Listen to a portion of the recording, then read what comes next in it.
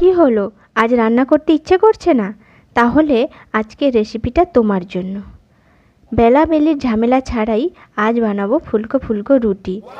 যেদিনে একদমই রান্নাবান্না করতে ইচ্ছা করবে না, সেদিনে কিন্তু এইভাবে ফুলকো ফুলকো রুটি খুব সহজেই কিন্তু বানিয়ে ফেলতে পারেন। আর এই রুটিটা কিন্তু খুব নরম হয়ে থাকে। নমস্কার, দাস কুকিং ম্যাজিকে সবাইকে স্বাগত জানাই।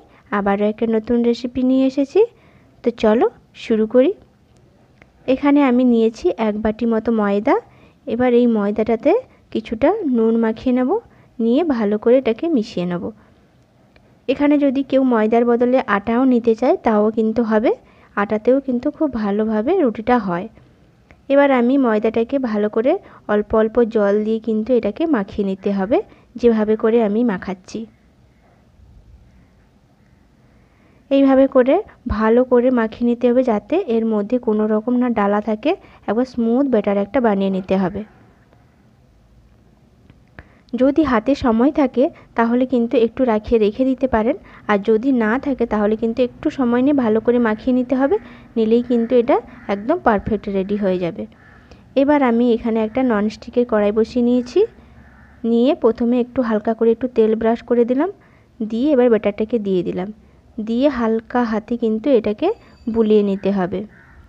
এই সময় কিন্তু আঁচটা একদম কম রাখতে হবে, যাতে না নিচ থেকে ফুলে না যায়।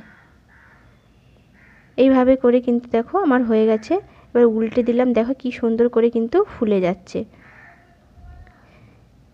এইভাবে করে দুদিকটা কিন্তু ভালো করে ভেজে নিতে হবে। একটু চেপে চেপে দিলেই কিন্তু এগুলোকে খুব সুন্দর করে কিন্তু ফুলতে শুরু করবে। অবশ্যই কিন্তু বাড়িতে এইভাবে ট্রাই করে দেখতে পারেন, খুব সহজেই কিন্তু বানানো যায়। প্রত্যেকটা রুটি কিন্তু এত সুন্দর করে ফুলবে, আর আপনি দেখলেই কিন্তু অবাক হয়ে যাবেন। আর রুটিগুলো কিন্তু খুব সফট হয়ে থাকে, আর খেতে কিন্তু খুব মজা হয়।